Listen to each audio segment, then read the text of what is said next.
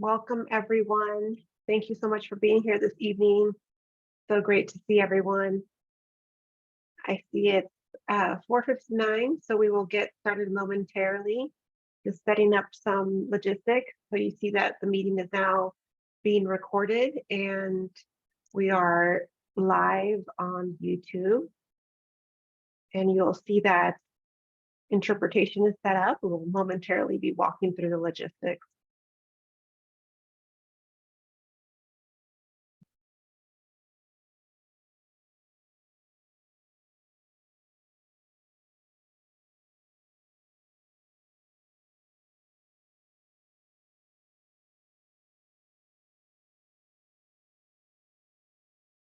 All right, well, it's officially 5 o'clock. Want to make sure that we go ahead and get started as we have a lot to cover this evening. Good evening, everyone, and welcome to our 32nd Arvin Lamont CSC or Community Steering Committee meeting. My name is Amy Vamos, and tonight I'm joined by my colleague Jen Meyer-Segan, who you see on screen today.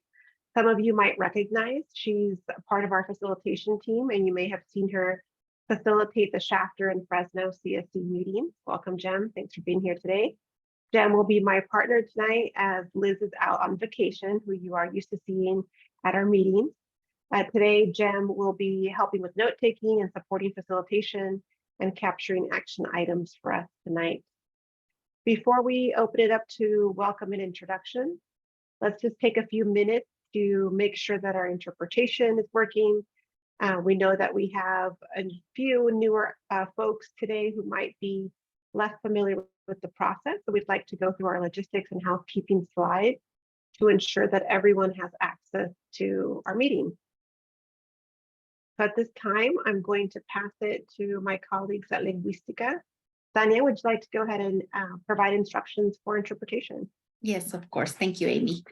Buenas tardes a todos. Bienvenidos a su reunión. Vamos a darles instrucciones de cómo pueden accesar a la interpretación en español.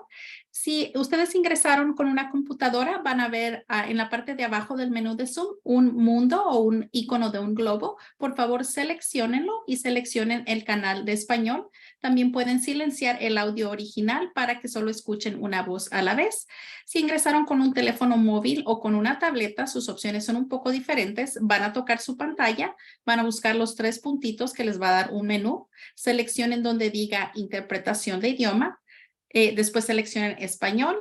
Nuevamente, silenciar el audio original. Y por último, es muy importante que seleccionen el botón azul usualmente que dice listo, done, finalizado, terminado, dependiendo cómo están sus opciones. Y así nos van a poder escuchar en español. Ahora voy a dar mis instrucciones en inglés. Welcome everyone. This is just a reminder on how to access the interpretation for you. If you're a monolingual English speaker, we do ask you to please select the English channel. That way you can hear the communication from Spanish into English. If you're joining us with a computer, you'll see at the bottom of your screen a world-like icon. You need to click on the icon and select the English channel. If you're joining with a cell phone or a tablet, you need to tap your screen, find the 3 dots, select language interpretation, select English, and then select done. That way you can have that interpretation available for you. Thank you very much. Thank you so much, Tania. To go ahead and stop sharing my screen for 1 second to make sure that interpretation is working.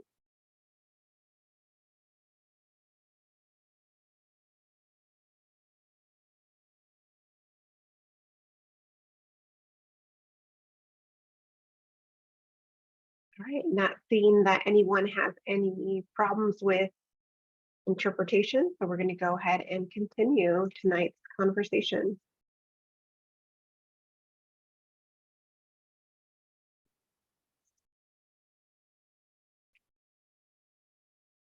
All right, a couple other logistics that I want to cover before we get started. Please do mute yourself and make sure that your full name and organization are showing as your screen name.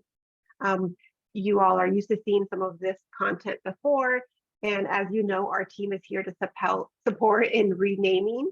So you might see your name on your screen change. We're asking that CSC members should use the following naming convention, where you have CSC, followed by your first name and last name, and R to indicate if you're a resident. And all other participants who are joining us here tonight for the first time, we do ask that you please update with your affiliation. So AD for the Air District, or CARB for California Air Resources Board, and P for general public.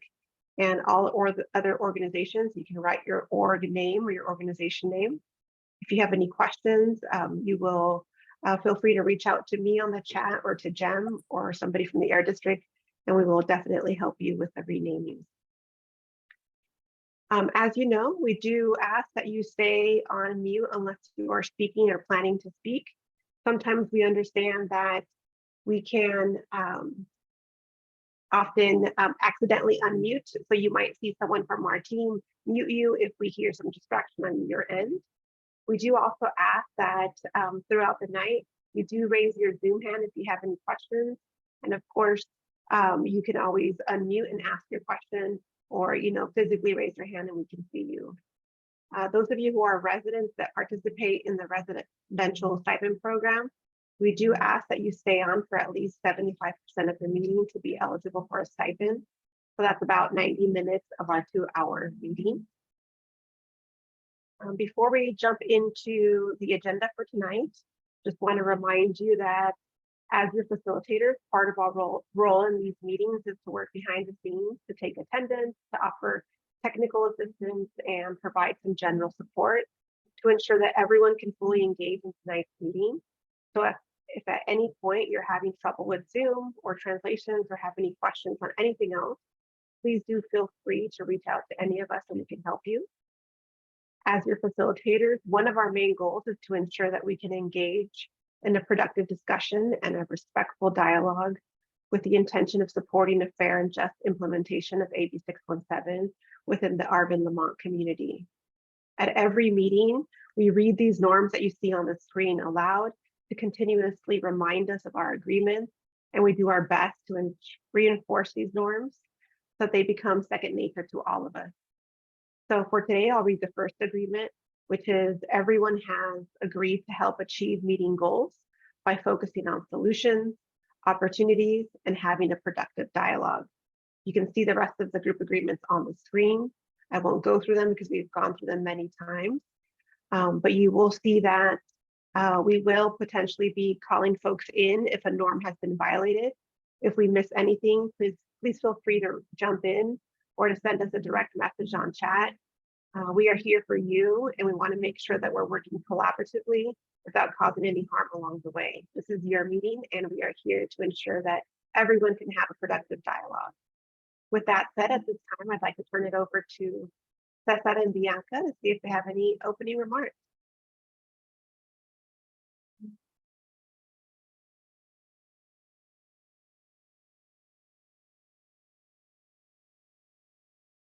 Am I not seeing Cesar?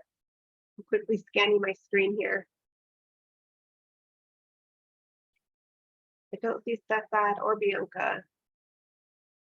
So at this time, I'm going to pass it to Ryan, the Air District, see if we have any opening remarks from the Air District. Hi, Amy. Good evening, everyone. Great to be here. Ryan Hayashi, Deputy Air Pollution Control Officer. Yeah, just thanks to everyone again for being here.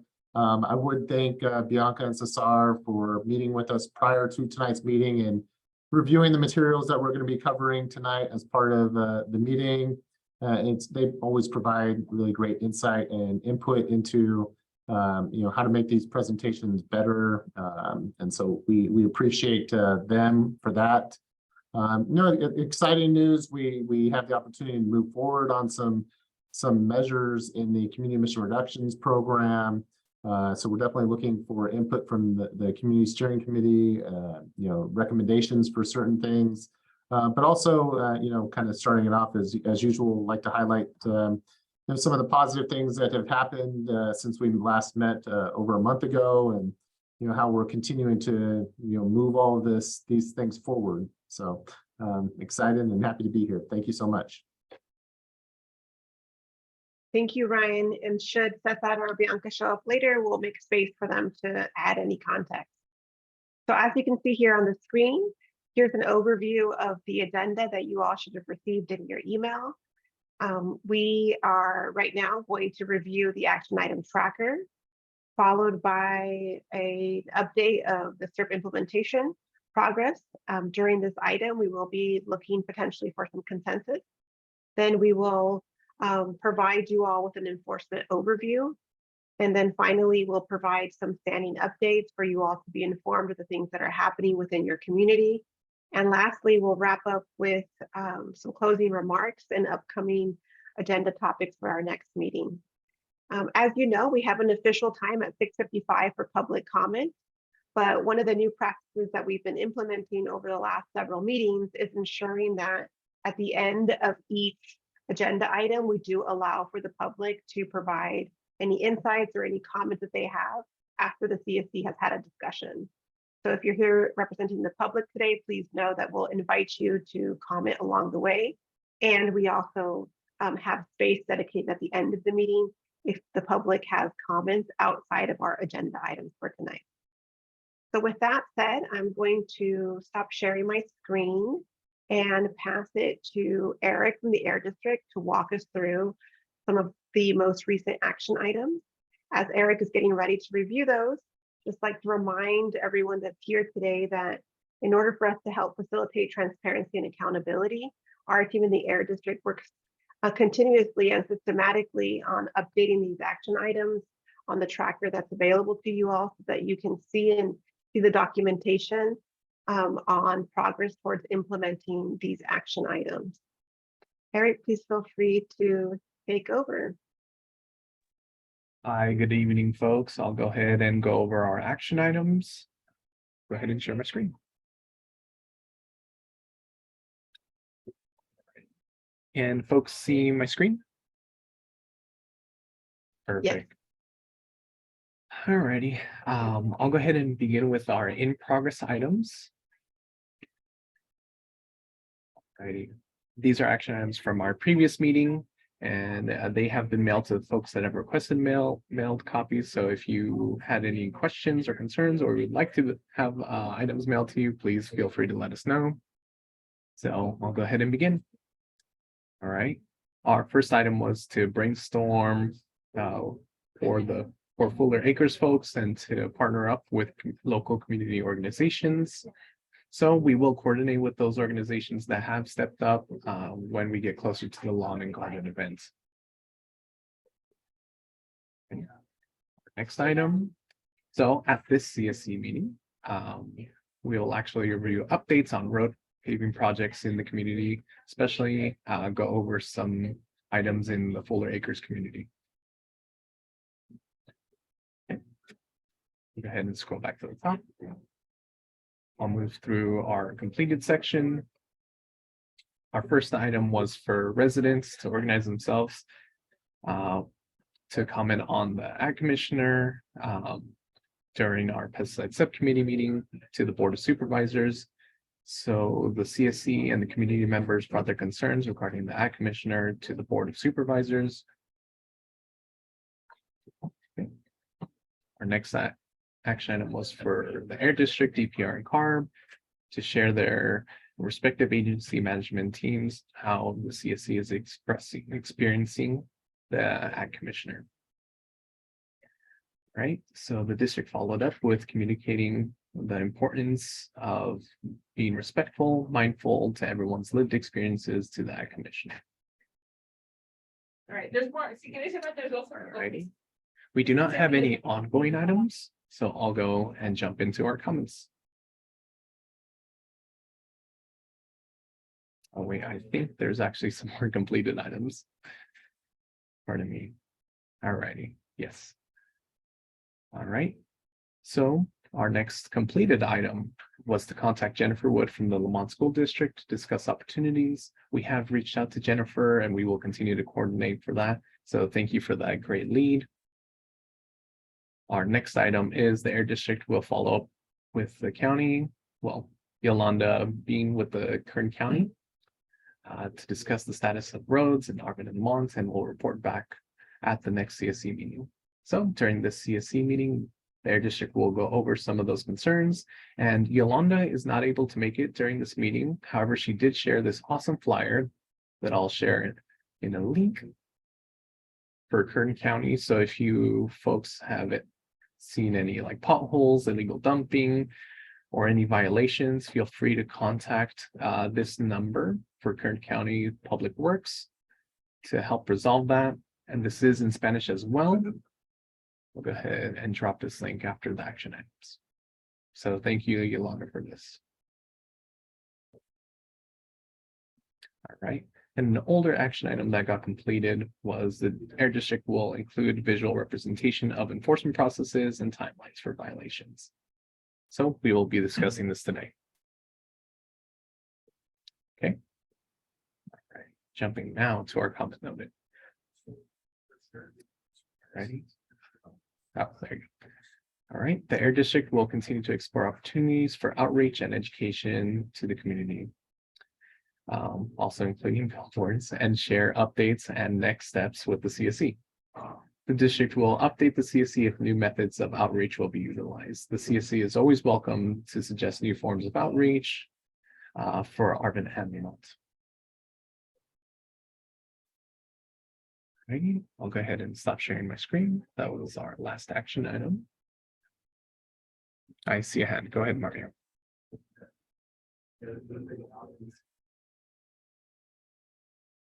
Mario, go ahead. I think you're on mute, Mario. I think he was clapping before, so maybe he changed it. I saw a clap and a hand, but Mario, if it's a real hand, we'll come back to you. He was so excited he had to clap and raise his hand. Let's take a moment to pause to see if there's any other questions or comments or clarification. I am not seeing anyone raise their hand or any comments in the chat. Thank you, Eric. I think with that, if things come up later and you have questions, please do feel free to put it in the chat or to raise your hand and we'll call on you at that point. So with that, we are done with that agenda item. We are now going to go ahead and move to our next item. So for the next agenda item, we would like to ensure that everyone is aware of the exciting community engagement for implementation of several CERT measures, including heavy-duty truck replacement and the road paving projects. As a reminder, the goal of the heavy-duty truck replacement measure is to reduce emissions from heavy-duty diesel trucks operating in the Arvin Lamont community. Today, we have the opportunity to hear and learn about a presentation and exciting things that are happening, especially in regards to the proposed plan, and most importantly, to make space to have your questions answered. So to do this, we're going to start with a presentation and then open it up to questions. If possible, we might reach consensus on some next steps. If we decide that we need more time or we need more clarification than the time that we've allowed for tonight, then we can do that as well. So in a moment, I'm going to pass it to Ryan and Janine, but I do see that Mario is back.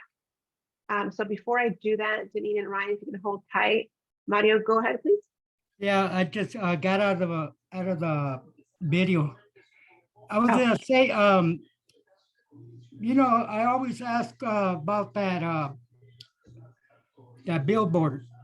What did they find out after all? Are they get it or not? Because my understanding is that they just want to put things on the gas stations and stuff. That's all they want to do. Right, the advertisement that was mentioned. Well, I see Heather is here from the outreach team at the Air District, Mario. So let me go ahead and make some space for Heather and other folks to provide you and the rest of the CSC with an update. Yeah, because I would like to know if happened or not, like that could Perfect. start doing some other things. Yeah, so let's get some clear update and then we can potentially write some action items. Yeah, because I wanna make sure that we get it or not. Okay, let's hear. Thank you, Hi, Mario. Mario. Hello, everyone. It's a pleasure to be here. Thank you so much for your eagerness. I really do like it. I can give you an update. I can warn you that it's going to take patience for the billboard concept. I think as we sort of outlined last time, we're investigating it, But the bigger issue, of course, is going to be finding, property that we can erect it on. I think we might have better luck partnering with other agencies, but we're investigating all the options. I don't have a immediate update for you today. We were going to give some standing updates later in the meeting that sort of show you the progress we're making. There's, as you noted, there are signs, not on gas stations. Technically, they're like markets and things. Hopefully you saw those pop up. And more things like that. We're also potentially going to secure or working to secure maybe long-term billboards in the area, right? In lieu of getting a digital sign, which is gonna take some work to pull all those pieces together. We will have a presence in your community, Mario, I guarantee it. Yeah, because there's property, empty lots in the main street. I mean, there's a lot of property. Right. So, and at the end of the day, things we all have to consider are the priorities of this committee, the funding we have committed, and the other things we can achieve, certainly, in what we can spend or what we will spend to put out the work. The other thing we're working on, and I'm kind of jumping ahead, sorry, Dr. Ramos, the school outreach. So next week, as a matter of fact, I'm jumping ahead from Anna's update, but we'll be in town next week, the 29th and 30th, at the schools, after school, during the morning, pick up, drop off, handing out information to parents. We did the same thing today and yesterday in the Shafter community. And we must have not talked to like full conversations, but we interacted with probably 1,000 people over the last couple of days. And it was huge and wonderful conversations, and just the exact things that you talk about, Mario, that the people know we exist. They know there's air quality information to protect them. And then one further, they know there's funding and tools that they can use. So it really takes a multifaceted approach. The sign could possibly be a piece of it. But I assure you, we're doing all the pieces as we move forward. Just imagine you got 1,000 people. Imagine how many people will see that sign. Right. Right. And so people got more information. Yes, and I'll get you a static billboard soon. And that's my point, what I want to do, to give information to the people. Got it. Appreciate you, Mario. Yeah. All right. Thanks, Thank you. Mario. Thank you, Mario. And thank you, Heather, for the teaser on the update. So I will remind you, Heather, maybe to give a little bit more of that context later. And Anna, when we get to that, appreciate you giving us a sneak peek of some of those things. Too. Oh, awesome. Perfect. And we'll be sure to make time for that. So without further ado, want to make sure we have plenty of space. So we've allocated about 40 minutes or so, but we do understand and anticipate several questions. So Janine and Ryan, take it away. Thanks, Amy. I'm back again. Wanted to share a few slides with you. Like I said, covering a few things. So let me go ahead and share my screen now. Okay, hopefully everybody can see my screen. And hopefully it's big enough that people can see. If there are any issues, please let me know. So covering a few things, I'm going to cover the discussion about recent community emissions reduction program milestones. Have a brief update on road paving, and then I'm going to transition it over to Janine Tackett with our grants program, who is a much better speaker than I am and much more knowledgeable in the area of heavy duty truck measure that's in the SERP, and just kind of some of the feedback that we've gotten in trying to make this a successful program. It was something that was placed at the, given one of the highest priorities for the community to start seeing people transitioning away from diesel trucks to zero emission trucks. And so, we have some information for you about that. I'm looking to get the feedback and potential consensus on that.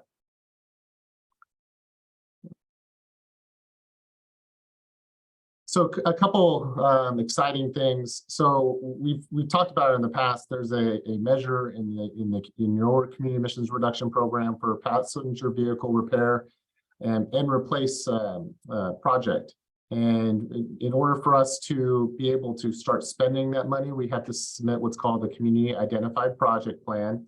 to the California Air Resources Board to review and approve. And as soon as they approve it, the next step is we have to take it to our board to make changes to the program to allow us to do that. And so currently in the process, we've been having back and forth discussions with the California Air Resources Board to get that approval from them to open up this program. And it's an exciting opportunity.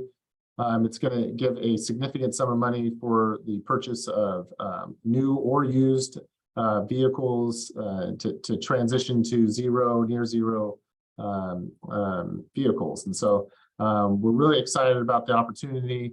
In addition to that, it also will provide funding for holding right in the Arvin Lamont community what we call tune-in, tune-up events, where people will be able to bring their vehicles and get them tested to see if they're meeting.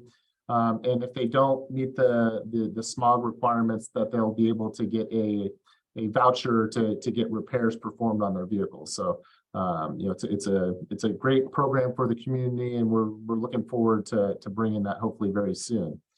In addition to that, one of the other measures that's in the community emission reduction program was to provide funding for public fleet vehicles. These are the vehicles that are in the community all the time. They're city, they're county vehicles.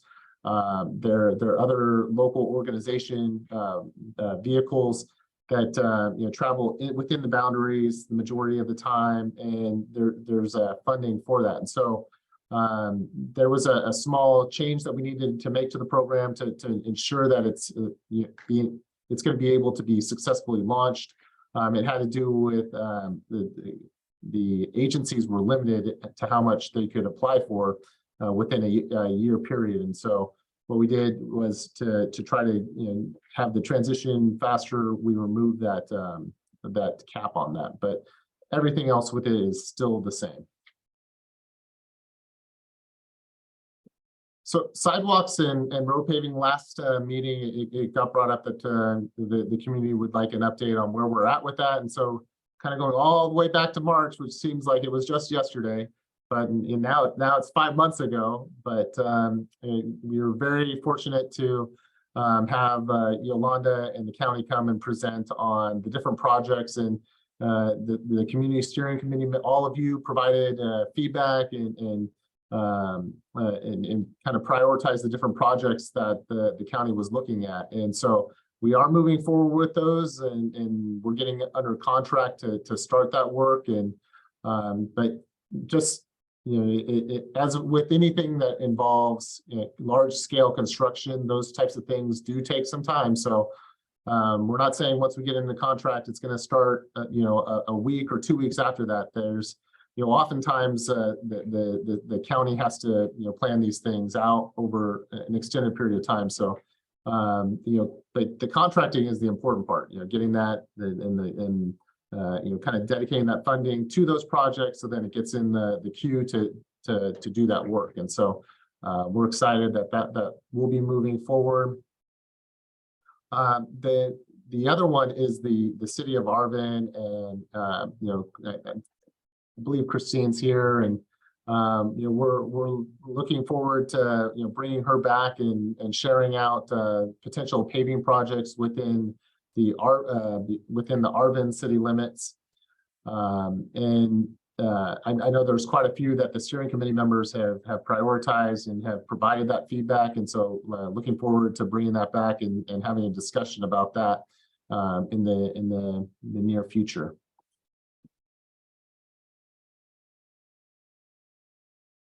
So before maybe we transition to the heavy duty trucks, is there any questions about sidewalks, road paving, or anything else that I've shared tonight?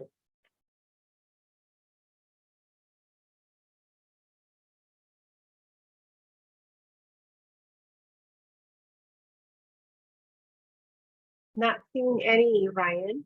Okay, great. I will transition it I will stop sharing, and I will turn it over to Janine, unless she needs me to. I think we might have one hand up. Yeah, I spoke too Okay. soon. Bianca, go ahead. And welcome, Bianca.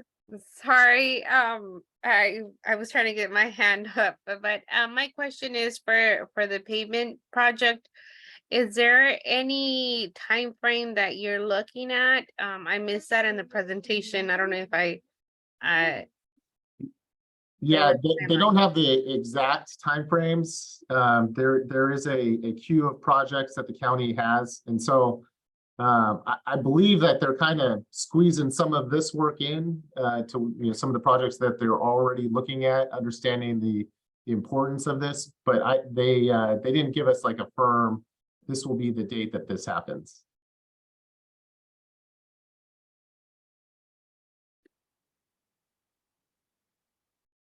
do they need community, sorry, do they need community support in maybe uplifting the pavement program or any of the programs that you were mentioning?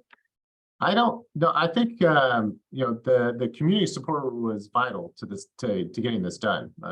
Otherwise, I don't think these projects would have made it onto the list for future projects. So I mean the having this steering committee weigh in and provide feedback, that I think weighed heavily in the decision of the county to agree to enter into contracts and to do this work. And so it was definitely a very important component. And yeah, we could definitely bring back more information about what that timeline may look like.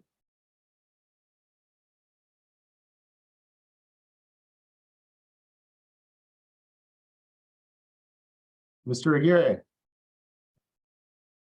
Thank you. I think same line as Bianca. As of now, they already approved sidewalks in Lamont. So now for now the ball is on the county, right? They are working on developing the plan, how they are going to build and everything, or. So yeah, the first step is we're coordinating with them. We're getting them to sign the contracts. That's the official thing that has to be done, where we commit the funding, they accept the funding, and then that's kind of how they plan that out. So that's kind of the stage that we're in right now. Yeah, because we are meeting with Public Works next week, so just to be clear, we need to be a little bit hard on them or very friendly. That's a good question. I'm sure they'll probably give you an update if you ask. Yeah, no, we'll ask them, if where they are right now. I know they have a lot of projects. The good news. Yeah, I mean, Lamont, yeah. When you're dealing with the county the size of Kern, there's a lot of different projects, and there's a lot of planning that has to go into completing every single project that happens. And my understanding is though that they definitely these projects, they understand how important they are and how needed they are. Thank you. But I will never say don't continue to share that. Thank you. And Diana, I saw your hand was raised. Not sure if you still had a question or if it was answered. Sí, era prácticamente, bueno, buenas tardes a todos. Lo que Gustavo Aguirre había dicho sobre que nos íbamos a juntar con Obras Públicas la próxima semana a unos residentes de aquí de Lamont, y era para saber, y entre nuestra lista está preguntar sobre el proyecto de las banquetas que ya fueron aprobadas con la AB 617. Eso era más o menos lo que iba a comentar también. Wonderful. Thank you so much. Okay, I think now we can go to Janine. All right. Very good. Ryan, were you gonna share the slide deck or did you want me to? I can do it either way. If you want to say next slide. I've got it up, so let me just go ahead and share screen. I think we should be good. Everybody can see that, hopefully. Okay, great. My name is Janine Tackett, supervisor in the grants department, and I oversee our truck programs. I'm very thankful to be here with everybody tonight to talk about trucks. It's a very exciting time right now. We've got more availability of electric zero emission heavy duty trucks. So we've been in a period of time where we were waiting for manufacturers to roll trucks out, and now they're starting to come out. They're available. It is still a bit limited, but there is definitely an increased availability. We do have this measure within your CERP to replace heavy duty trucks with zero emission trucks. And those are for businesses located within the community boundaries. We have an allocation in that CERP of $5 million, and that program for replacement has been open. However, we have not received any interest.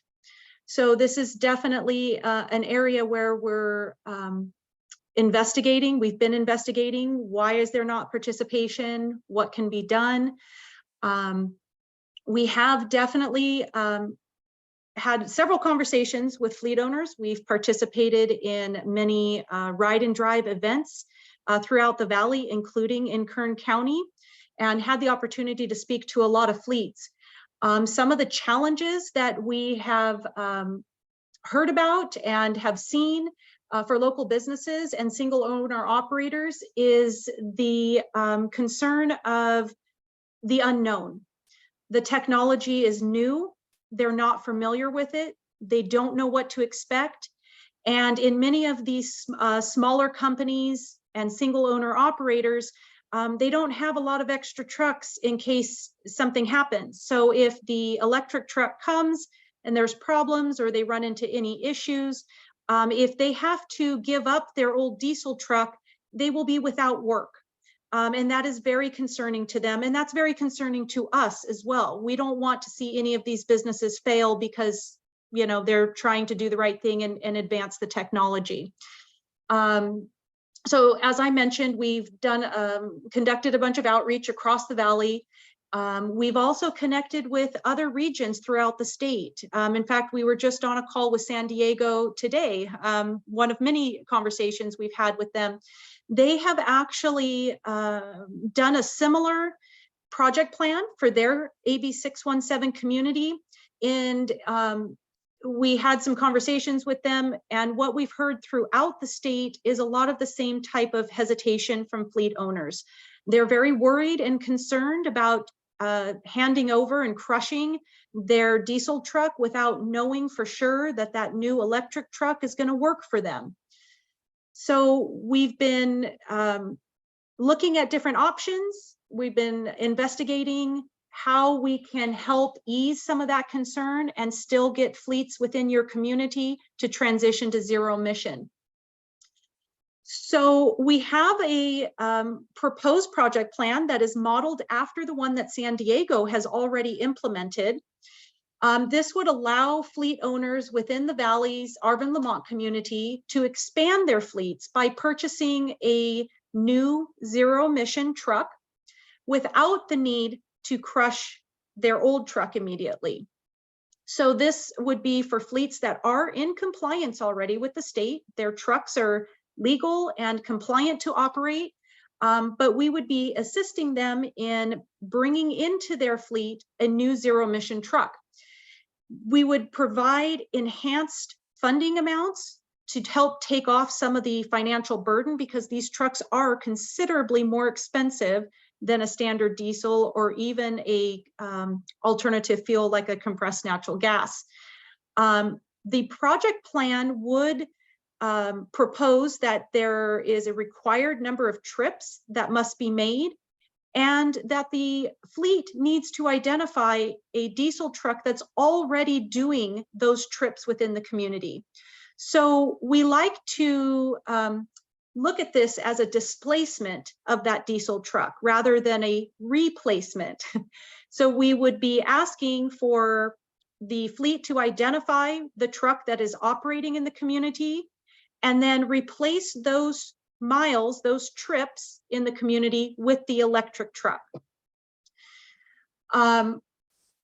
There are some pros and cons, and we definitely have looked at this from multiple angles.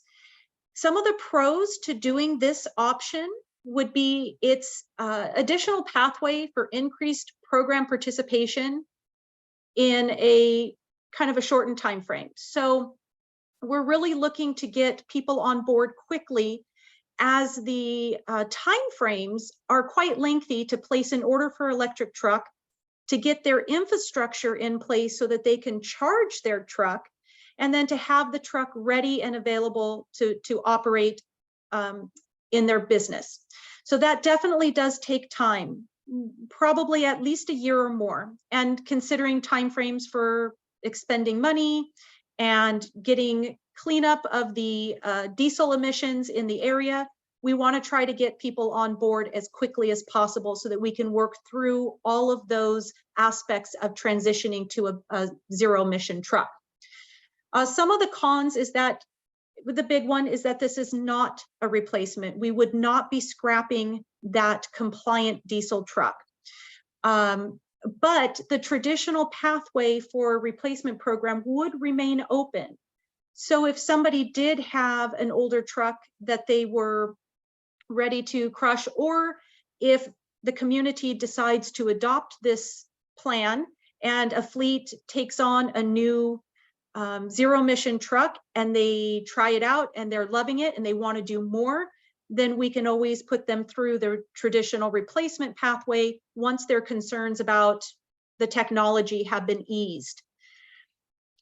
So today we were hoping to discuss this option, answer any questions that people might have, and maybe come to some agreement on next steps, or even possibly, if everybody just loves the idea, adoption of the idea to move on to get the plan written and over to CARB for approval. As Ryan had mentioned on some of the other SERP updates, this would require us to write that plan, send it to the California Air Resources Board for them to review and comment on, and then ultimately approve before we could implement it within the community.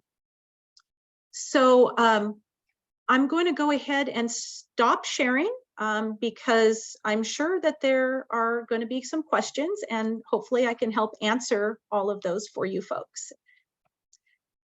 Yes, Gustavo.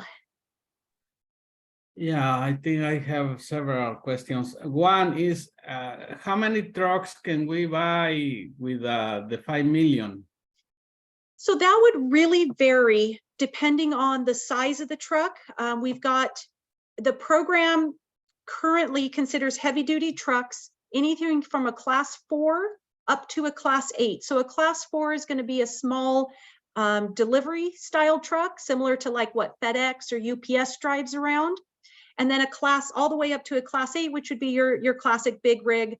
That's going to be like a tractor trailer or have a fixed body on it for larger delivery type purposes.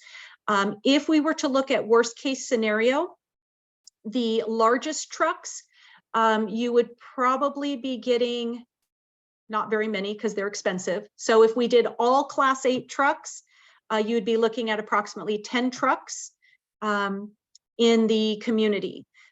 So that could be spread over 10 fleets or 2 fleets or whichever way. Really, we're looking at how do we get the first ones into the community? Because one of the things that we heard from fleets is that they're just not sure the truck will work for them.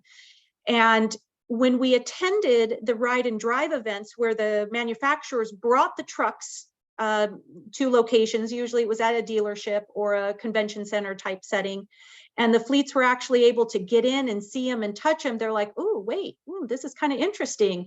I'm curious now. I want to ask more questions. I want to get more info. So we're hoping if we can get a few fleets within the community to adopt the trucks and bring them in, that the other businesses around there can use them as a source of information. They can come, they can visit, they can talk to them about how they're working and help to promote the adoption further on. So, and so how to manage, for Arvin Lamont 617, I think the idea is to reduce pollution in this boundary, Mhm. How to manage, the expectation that the air is going to be a little bit cleaner because of those trucks, how many miles they are going to be traveling in our community. And as you mentioned, that a diesel truck is currently driving, throughout these communities. What may be the percentage of mileage driven in the communities, and if it's because what I'm thinking, if it's a bigger fleet, bigger company, they tend to travel, interstate, Mhm. and how many times we are going to see them here. Yeah. And I'm just remembering, in this chapter 617, we had money to buy a locomotive, train locomotive, and we were not able to identify that local locomotive. Yeah. And I think that would be my concern, how can we ensure that, this funding for the 617 are going to benefit the boundaries of Arvin, Lamont? Yeah. So one of the things that we do have to consider right now is that the zero emission heavy duty trucks do not have a very long range. So trucks that are traveling across the state or through multiple states, the trucks can't go that far. They really have a range of about 200 to 300 miles round trip before they need to charge again. And depending on their load, less. So really the technology is best suited for local delivery. And that's really where we would be targeting this. So this would be businesses that are domiciled within the community and are operating their trucks coming and going from their location throughout the day. San Diego's project plan requires a minimum of 52 trips per year in the community. Now, we would be proposing to follow that guidance with the number of trips rather than the number of miles, only because the smaller category trucks and trucks that are driving around the community all day long are really not accumulating a lot of miles, but their time spent is all right in the community. As opposed to, like you mentioned, the longer haul drivers that might be domiciled living in the Arvin Lamont community, but drive straight out, and then a majority of their miles are done elsewhere in the state. So we really would be focusing this effort for these new purchases on trucks that are truly operating a majority of their time within the community, doing local delivery type vocation.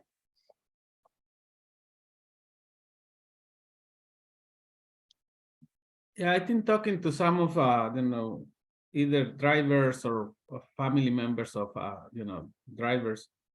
I think their concerns are similar, it's if I'm driving, outside of the county, and am I going to be able to come back? And the other comment is, if I had to modify the truck that I have right now to be in compliance with current regulations, what incentive do I have to now, switch it to something else that I don't know? Yeah, exactly. And that's what we've heard consistently. Most fleets, especially smaller businesses, they don't have a lot of extra money, especially right now, to invest in technology that they're unsure how it's going to work. But we need to get the trucks out there to help promote that technology and to get people comfortable with it. So really, we're looking for a handful of companies, businesses that are feeling adventurous, that want to be progressive, that really want to do some benefit to the community, to take on that risk.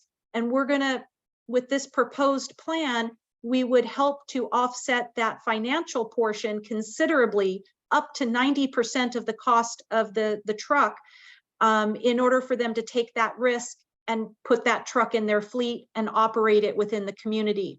So this isn't a plan that we would anticipate would continue on long term. It's really a short-term solution to get the ball rolling. And then once the technology is developed out a little bit more, it's become more familiar to folks, we really would see our transition back to a standard replacement program for long-term funding goals.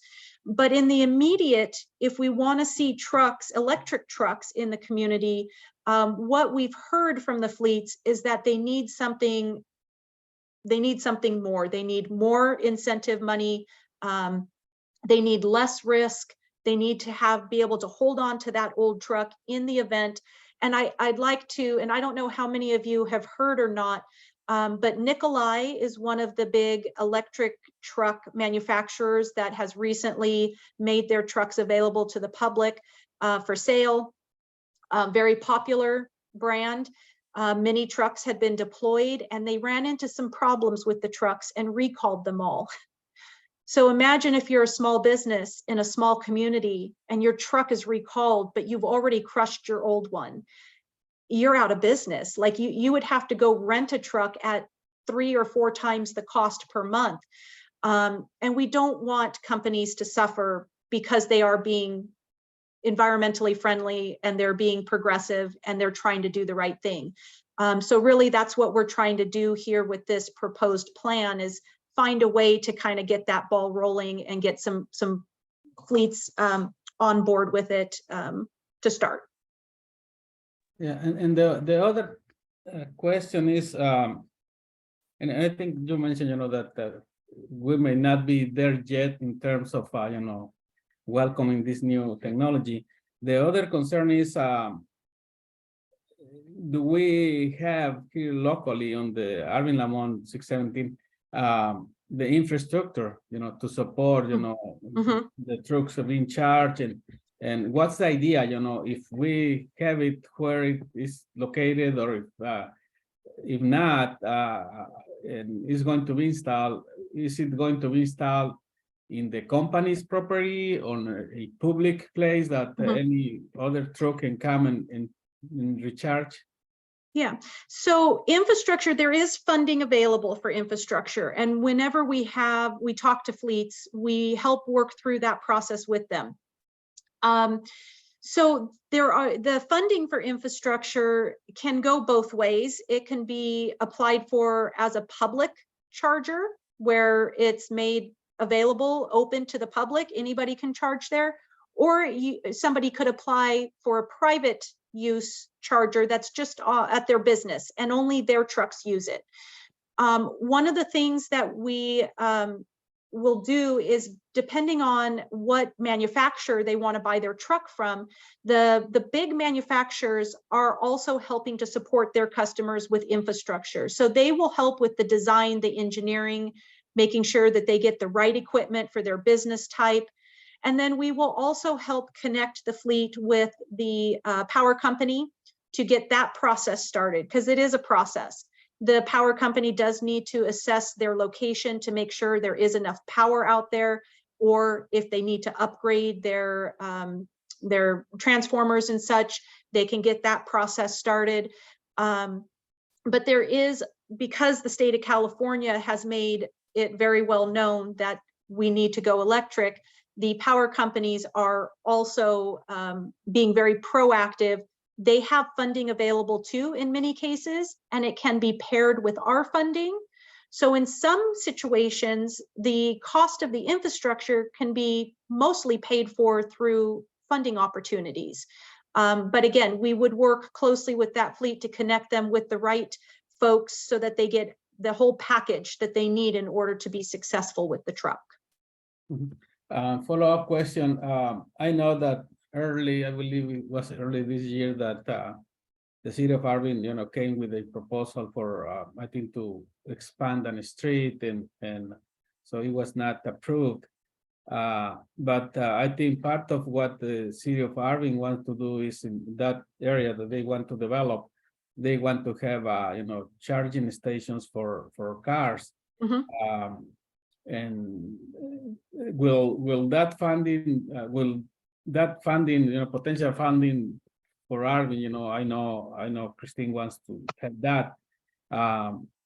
Will that funding be competing with the trucks, or there are different parts of funding here at 617? So, yeah, we do definitely have different pots of funding for public versus private. And then, Ryan, you might need to help me out on Yeah, this no, one. I'm happy to step in and field that one. So Yeah, as you can, many of you remember, we went through that participatory budgeting process where CSC members helped us create the budget for your community emissions reduction program. And so through that process, you dedicated funds very specifically, dollar amounts and everything, to individual measures.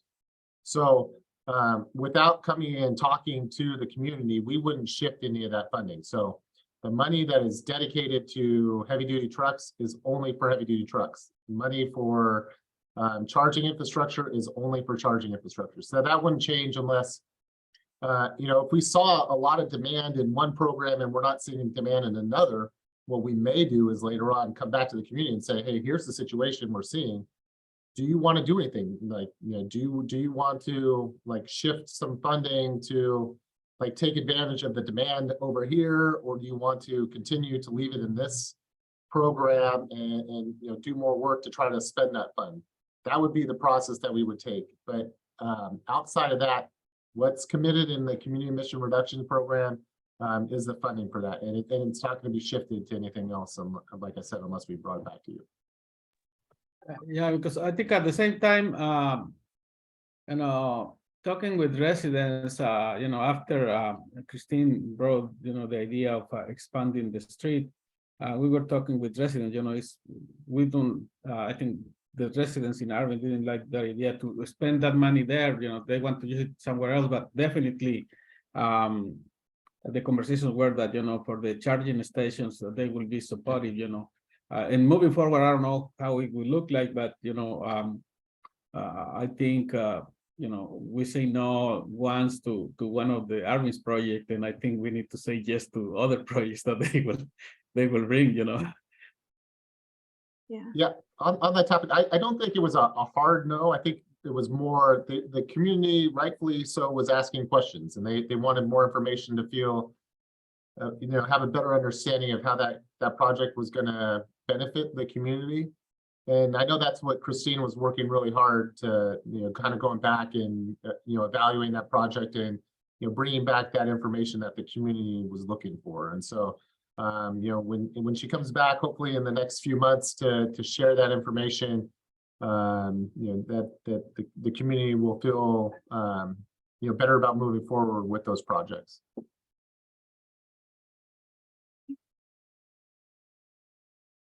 Janine, I see a question from Bianca as well. Yes. Go ahead, Bianca. After speaking to a couple owner operators about this electric, sorry, I need to run away from my there was concern about the power of these vehicles or big rigs, and how there's no charging stations in public places, where a lot of these truck drivers have to reset their time. In case of there's not any traction on this program, can the CSC go back and refund this project somewhere else if there's no traction? Like Gustavo was mentioning about the locomotives, there was no traction. Can it also be refunded to another project that is useful for the community? Another question that I do have is, I know that in the area, there's also little trucks that transport the grapes. And right now I'm talking about it because the season is right now. Yeah. Usually they're diesel operated. I don't know if there's any outreach to these small tractors that transport the vegetative to like the storages and things like that, because I do understand that usually they'll use small trucks or diesel operator the haulers that I'm talking about, but I was wondering if the district has done the outreach to those companies that do transport a lot in the area, especially like in the main streets. You'll see them hauling from the fields all the way to the storages where usually are in the outskirts or outside of the of the cities of like Arvin and Lamont. I know that there's some of them like Grimway, the potatoes, there's also the watermelon. So there's a lot of storages around the area of Arvin and Lamont in the radius. Mhm. And these little sub haulers transport a lot of the vegetative. So I was wondering, would the district be open to finding solutions to those? Because I haven't heard anything. I just heard about the delivery trucks and things like that, but I'm also wondering these small companies that transport. Yeah.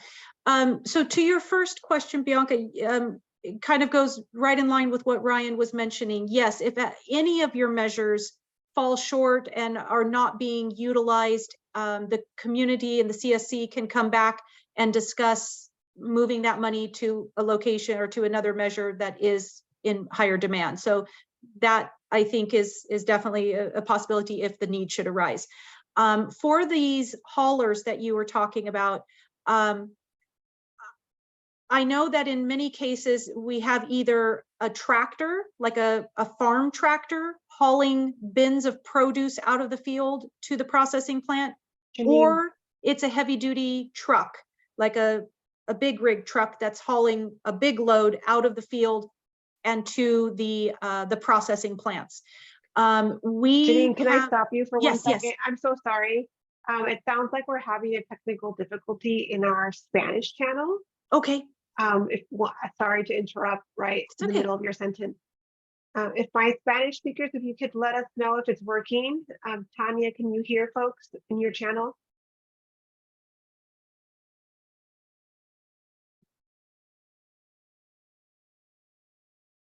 Okay, we're good. Okay. Go ahead.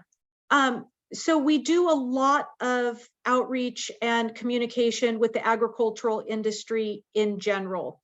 But we absolutely could target and do some more focused outreach to the farming operations in the community specifically.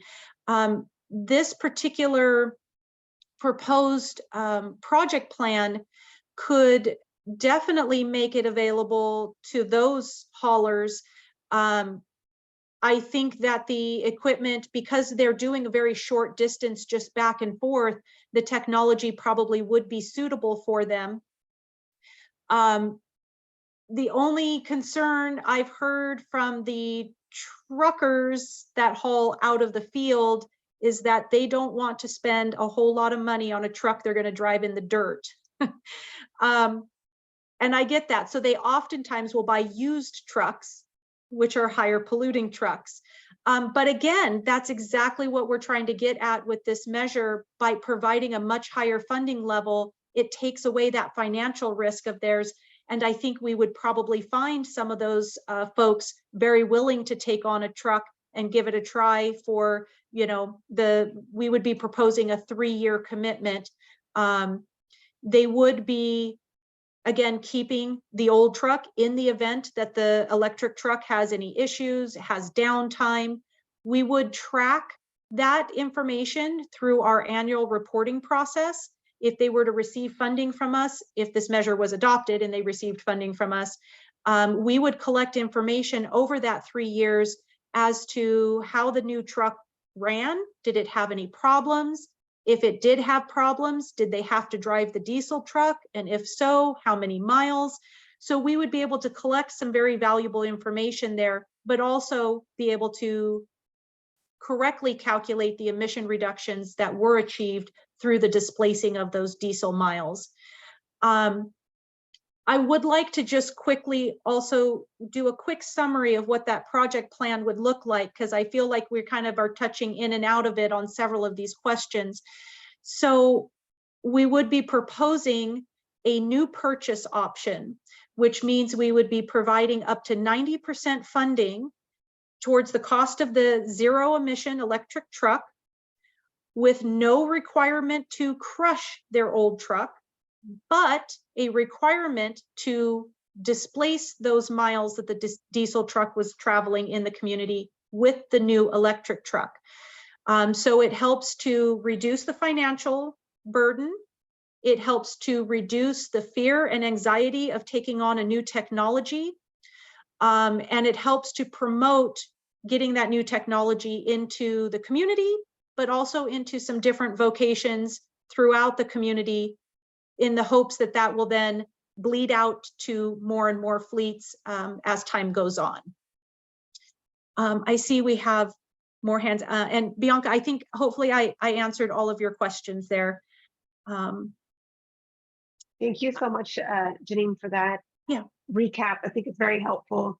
I think Diana was next. Okay. Go ahead, Diana. Sí, tengo una pregunta, a ver si entendí bien. Estaba diciendo que los camiones de cero emisión a las flotillas más grandes no les iban a pedir que intercambiaran los camiones de diésel. ¿Eso entendí bien? Y a los pequeños que son como de 1 de 2, sí les piden que cambien el camión de diésel. So you are correct. You did understand that correctly. There is no destroying of the diesel truck. They would be allowed to keep it. And that would be for any of the eligible sized trucks, anything from a class 4 to a class 8. With the understanding that the state does have a new regulation that will eventually eliminate that diesel truck in the coming years. So the ability for the fleet to keep the truck is to help address their concerns of the new truck not working right, not having problems. We have seen some problems. We've seen situations where the computer programming didn't talk to the charging unit correctly and the truck wouldn't charge. And that takes a few days for the technicians to sort through and get fixed. But for a small company, a few days is a lot of money lost. And so we don't want them to feel like they can't get the electric truck because they're scared of the possibility of losing money and losing contracts for their people that they haul for. So yes, they would be able to keep that diesel truck through that time frame that we're under contract with them.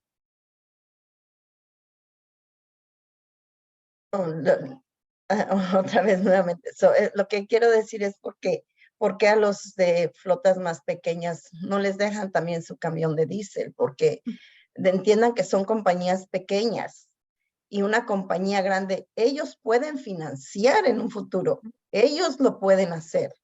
Y las compañías pequeñas no, son independientes, dependen de lo poco o que les vaya saliendo conforme el día al día.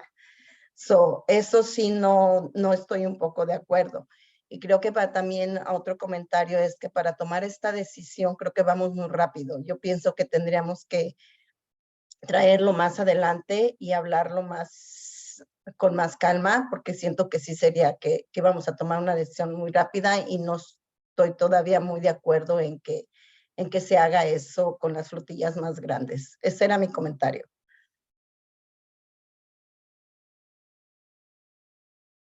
Yes, and I totally understand. This is a lot of information and a lot of things to consider, and this is our first real discussion about it. So if we do need more time, that is absolutely understood and available.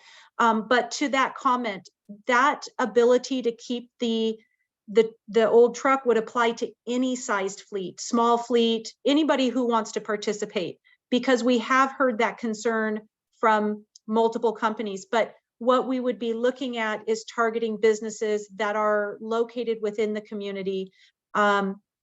And sometimes that might be a larger fleet, sometimes it may not. Hopefully we are able to target more of the small businesses, the small fleets, and help them move that to that transition. But absolutely, if the community and the CSC decides that we need further conversations, we can absolutely do that and look at future dates for conversations.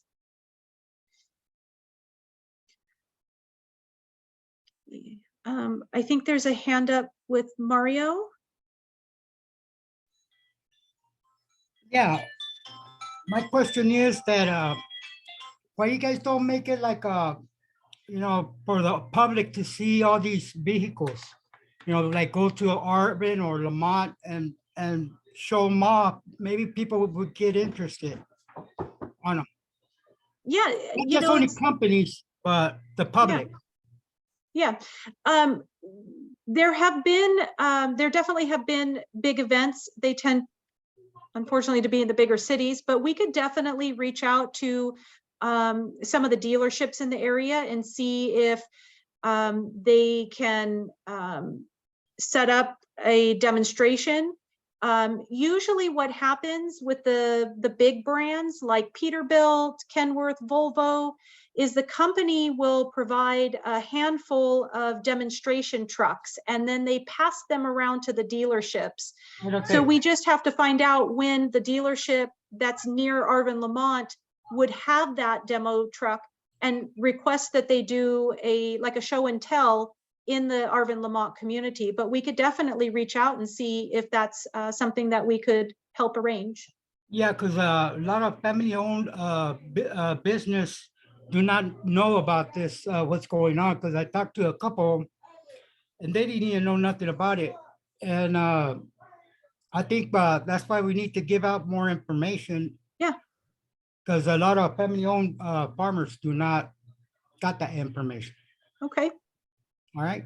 Yeah, definitely. We can definitely work on that. Bianca. Sorry, I just wanted to have a couple follow-up questions. So, so my partner is also a truck driver. He does haul out of state, but when he does local runs, they're really bad quality paid.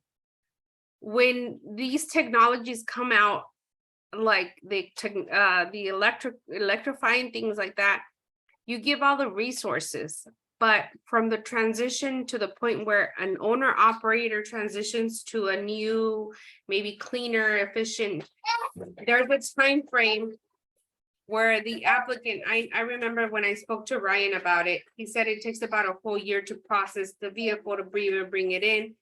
In that circumstance, is the district gonna help out the driver with kind of the resources to adjust to the new vehicle? Because I know that there's the technologies are different and the driver might need training on it. Would you guys also provide that, or it has to be done by the company?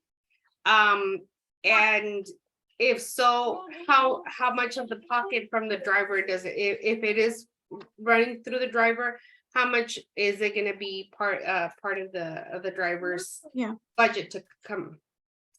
So I don't know if I have a really great answer for you, but I can say that the big companies, again, Peterbilt, Kenworth, Volvo, the ones that have been players in the trucking industry for a long time, have some great support.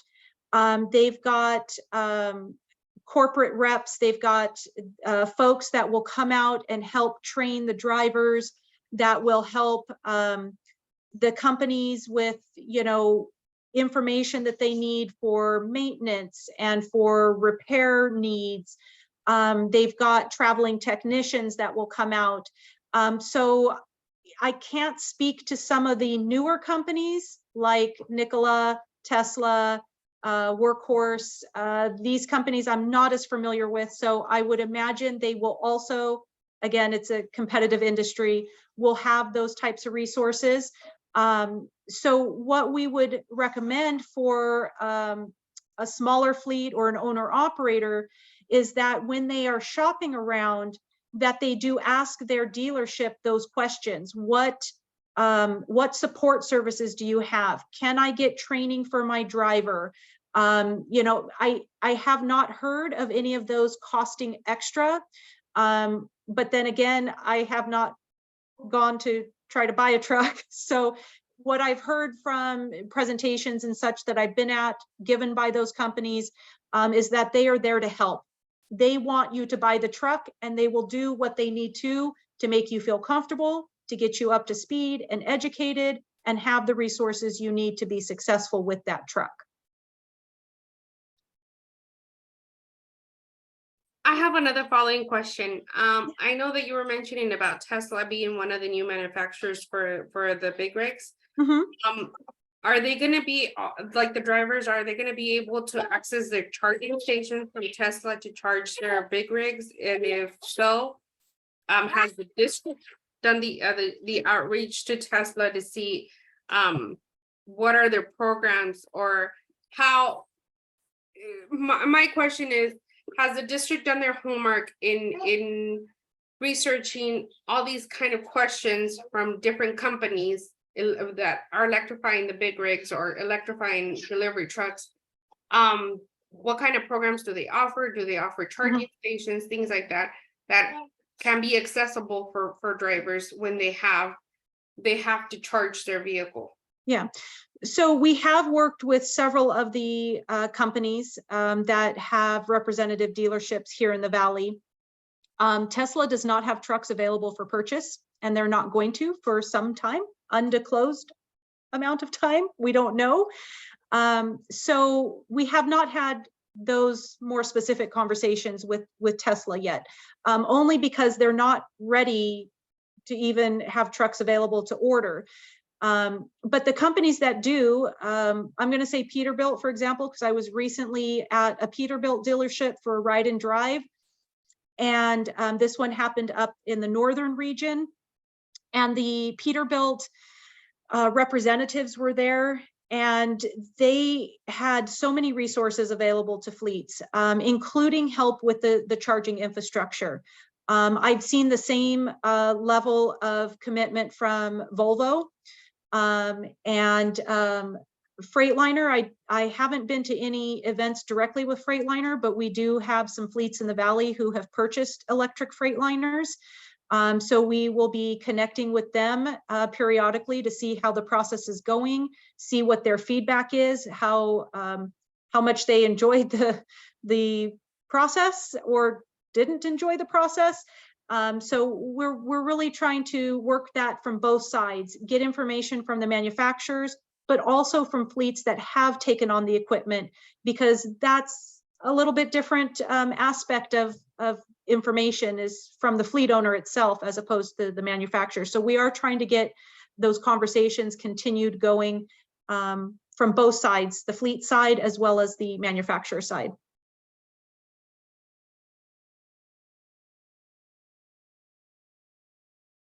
Thank you so much, Janine, for that very comprehensive update on this proposed plan. You've provided several answers to many of the questions that the committee has. At this time, want to see if there's more questions that folks have.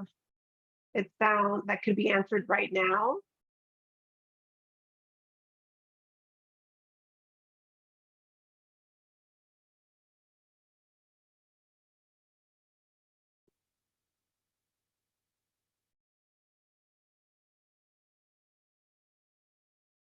Sounds like the community is asking for more time to process all of this information that came in tonight before they can move to a consensus and a vote. I want to make sure that we're hearing that correctly, or if there's things that need to be asked right now before we transition to our next agenda item. And Dr. Ramos, I did see a few questions in the comments. So once we move on, I'll go ahead and jump into the comment to the chat and help try to answer those questions as well. Beautiful. Thank you so much, Janine.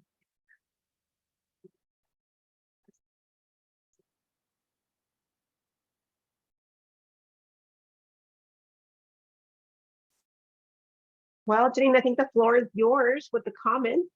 I don't see anyone else with a hand raised at this time. Wonderful. Thank you so much. I really appreciate everybody's time and I think we'll be having some more conversations about trucks. So I'll go ahead and I'm not sure who's next up on the agenda, but I'll jump into the chat and answer those questions while the next person takes on a presentation. Thank you so much for your time, everybody.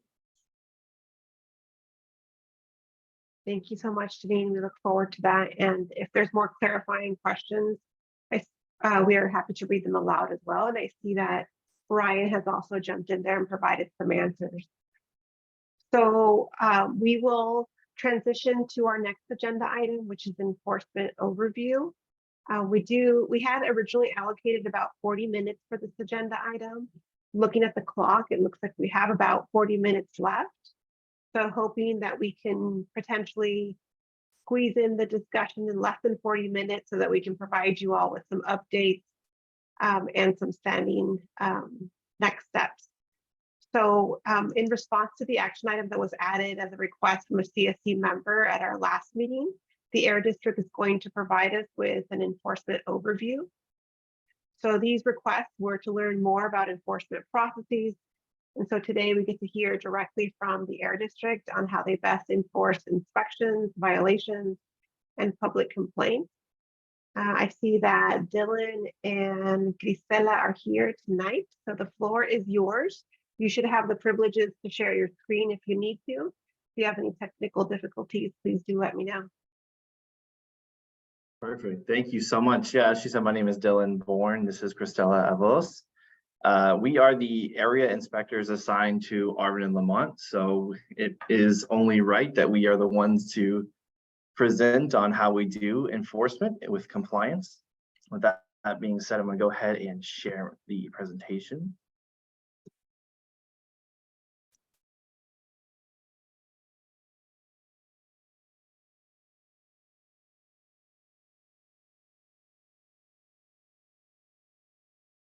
Looks good, Dylan. Thank you. Let me just get the notes up here real quick, and then we're ready to go.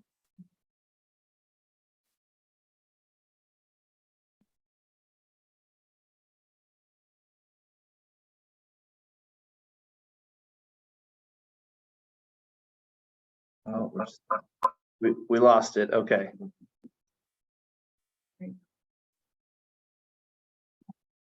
Okay.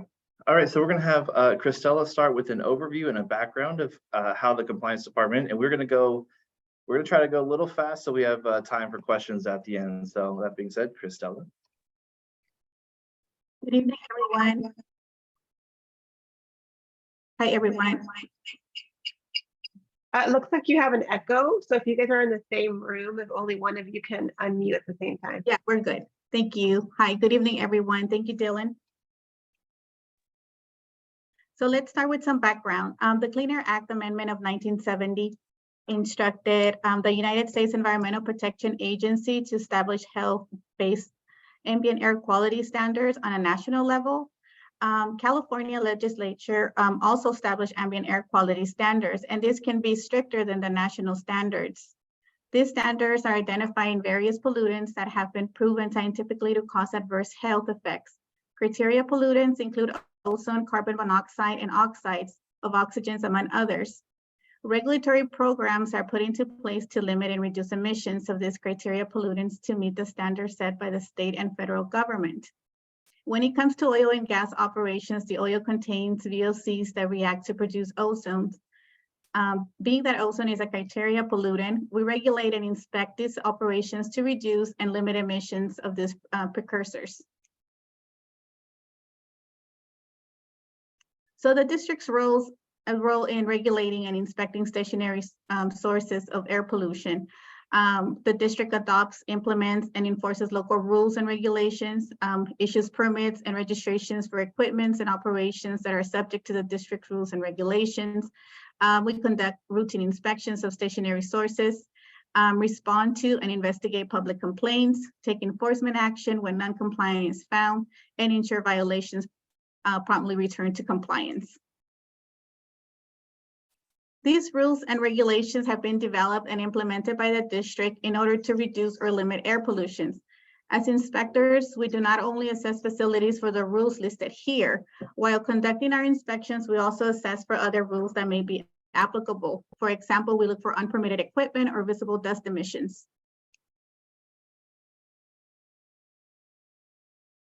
In order to best serve the communities chosen as a result of AB 617, enhanced inspection measurements were implemented as a result of the SERP.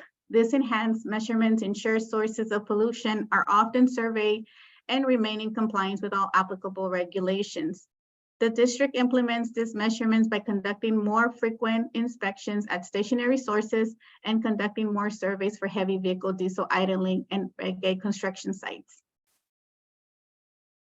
Now we'll discuss stationary sources of air pollution.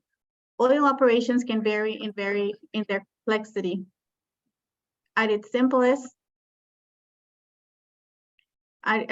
you can have a well and a couple of tanks like shown in picture on the left, or you can have thousands of wells with various tanks and equipment, as you can see on the right image.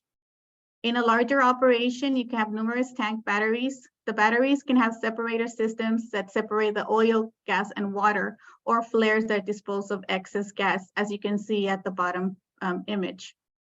Oil production operations in the Arvin Lamont area most resembles the image on your upper left corner. They're what we refer to as small oil producers with a simple setup. They typically consist of a well and a tank battery. In addition to regulating oil and gas operation, the district has regulatory rules in place for other stationary sources operations, such as but not limited to coating operations, internal combustion engines, dairies, and construction sites.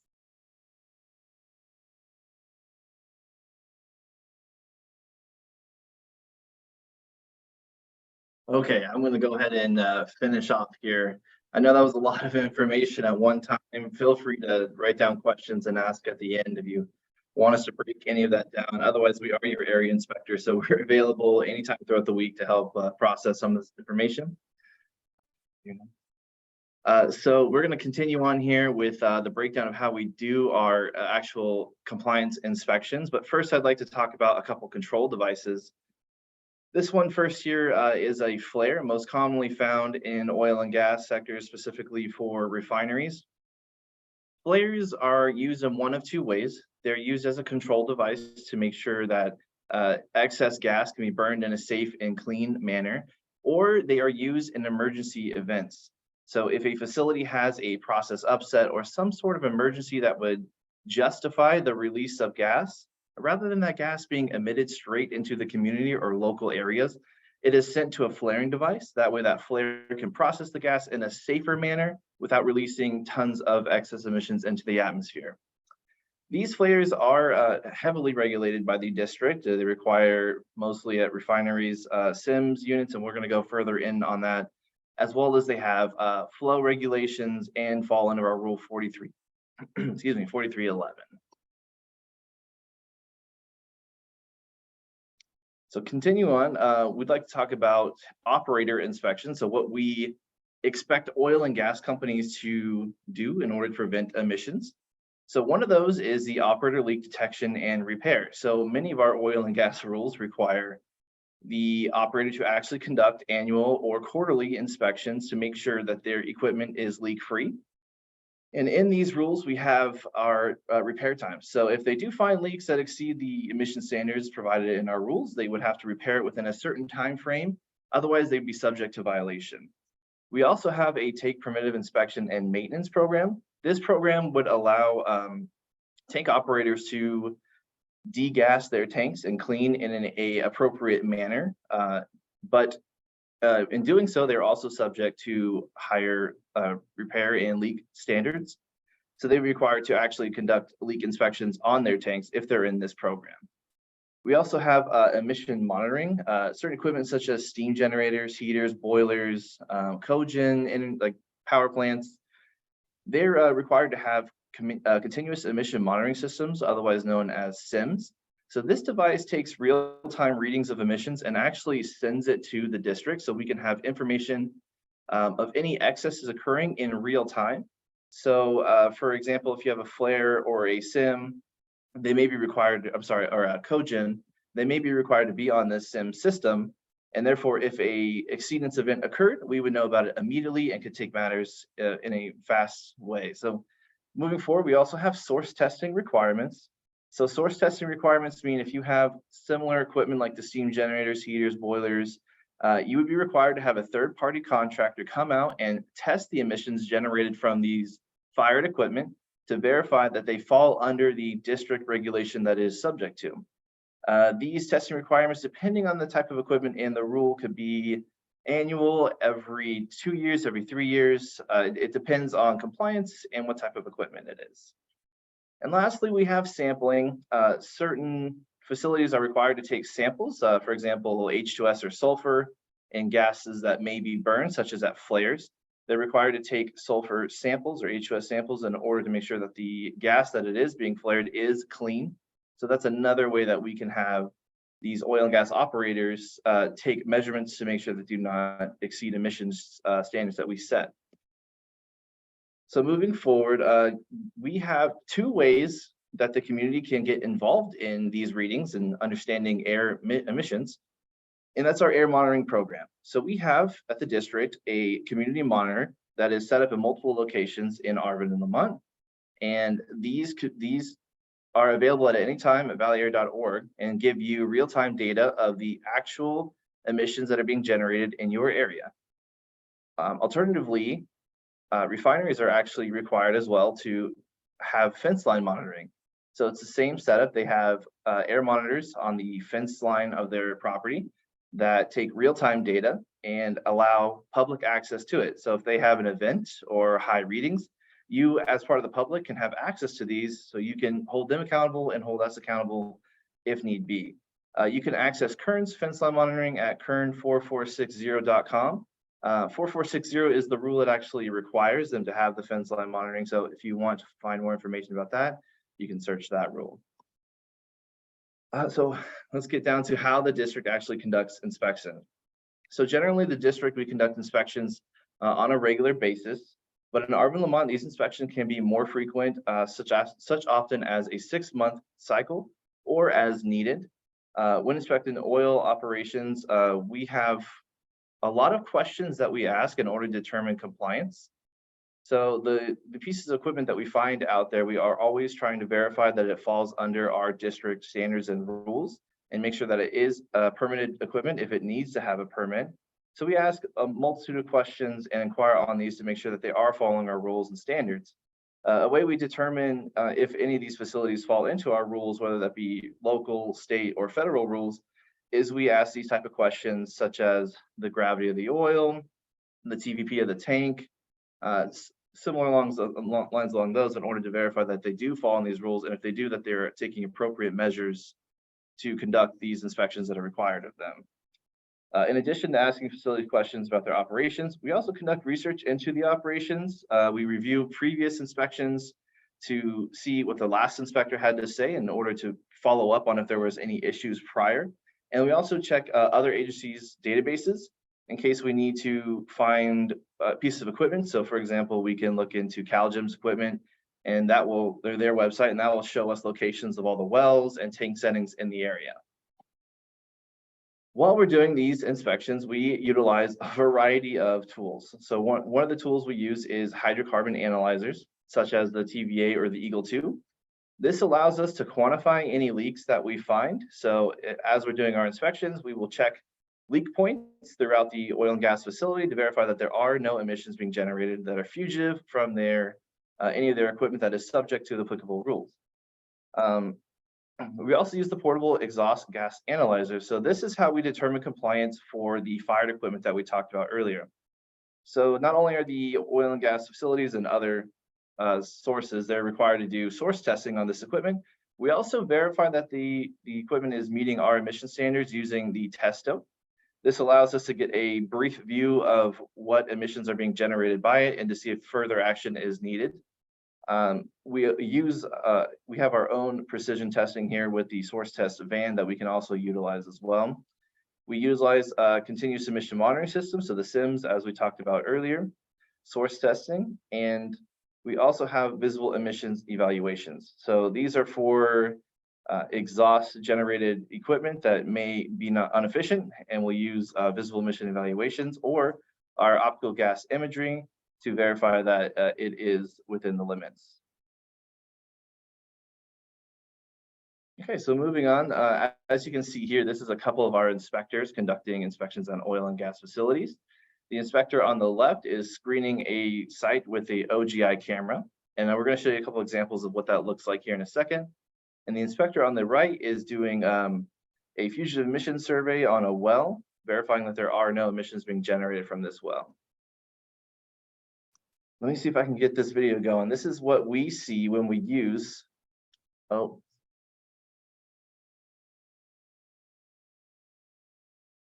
I don't know if I'm sharing the right screen.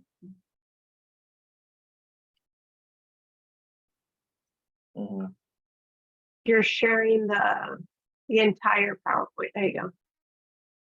Yeah, we don't have it set to automatically play. Yeah, well, this presentation is available to you on the website. So if you guys want to look at that, since we are short from time, we'll skip the technical difficulties, but this is a piece of equipment that we use in order to verify leaks. It's very efficient, and it shows us basically a cloud of gas that would not be visible to the naked eye, but it shows us on the camera that we can see it. So on the left is a well. From the wellhead, we can see gas coming out, and on the right is a tank where a lot of the chimes seem to be loose, and we had a lot of excess gas. The result of these actually both ended up in compliance measures being taken. On the well, notice of violation was issued and it was repaired within the 2 days. And on the right, unfortunately, we weren't able to actually get a quantitative reading of the leak, but we did have the oil and gas operator still repair the leak, and we verified on a later date with the OGI camera that it was leak-free. So both of these actually resulted in the emissions being repaired. So verify compliance with permit conditions. So as we stated, the operator is going to be in violation of Rule 4455 if our inspections demonstrate a leak in conditions section 5.1.4. So this basically is just stating that if we conduct our inspection and we find a leak greater than 50,000 ppm or multiple leaks that fall in the minor leak category, we will issue a notice of violation, and they will have to repair all leaks found by the district within the certain time frame. All that information can be found in Rule 4455. That is our refinery rule. It applies to natural gas refining processes or chemical plants. The rules also applicable for Arvin and Lamont would be 4409, 4401, 4623, 4624. So all of our oil and gas rules, but this is kind of an example of what they'll see in their permits. They'll see that if we go and we find a leak, that they'll be subject to a violation. Here is just an example of when we use the exhaust gas analyzer, the testo. So an example here of a condition they'll see in their permit is that the emission rate shall not exceed 25 ppm of NOx or 400 ppm of CO. And we can test that using our exhaust gas analyzer on any equipment that is fired and has those permit conditions. Okay, that being said, I'm going to pass it back over to Christella, who's going to tell you what happens when enforcement action is taken, as well as how you can follow up with complaints. Thank you, Dylan. When is enforcement action taken? When we note something in the community that is not compliant with the applicable rules, and during the course of our inspection, we will issue notice of violations. Some of these examples include exceeding of emission rate standards, failure to repair VOC leaks, illegal burning in barrels, late testing, failure to test and or monitor, failure to maintain records, and unpermitted equipment.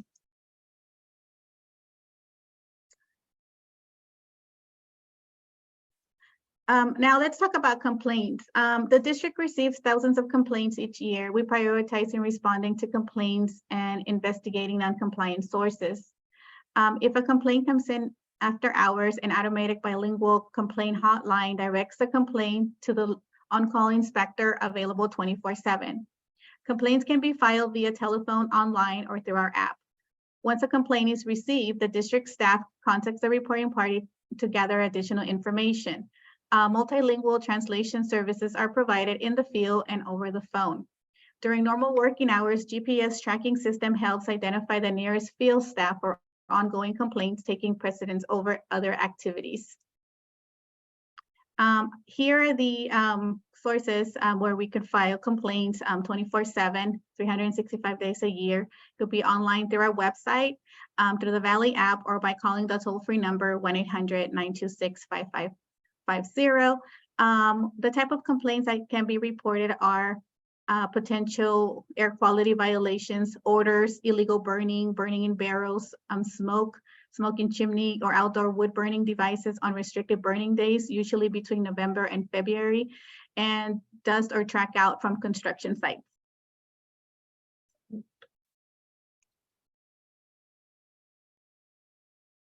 Okay, we covered a lot of stuff in a short amount of time. So we'll open it up for questions right now. I'm gonna stop sharing my screen so we can look at those. If you don't have questions right now and have questions later, you can reach me at dylan.bourne@valleyair.org or call me here at the Air District, and we can answer any questions that you might have. But if you have questions right now, I'd be happy to take them.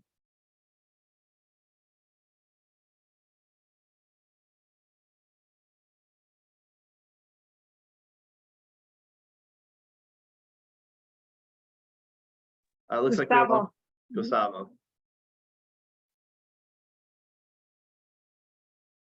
I think my question is, one day I made a report and I took pictures. It was on a refinery, and it's the flares. It was like more than normal.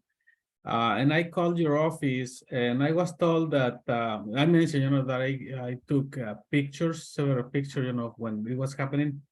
And I was told that, it was okay, but that you don't use pictures, as kind of evidence. What's the reason for not, accepting pictures as evidence? We appreciate pictures, absolutely. Any pictures are Hey, great. Dylan. Oh, go ahead, Ryan. Yeah, I'll handle that question. Oh, sure. Yeah, so yeah, we definitely want pictures, videos that people have. The reason why it was shared with you, Gustavo, that we can't use it. It would be as like the evidence for issuing a notice of violation. Like it absolutely supports. But that's why it's so important that I'm sure you did this when you came across it.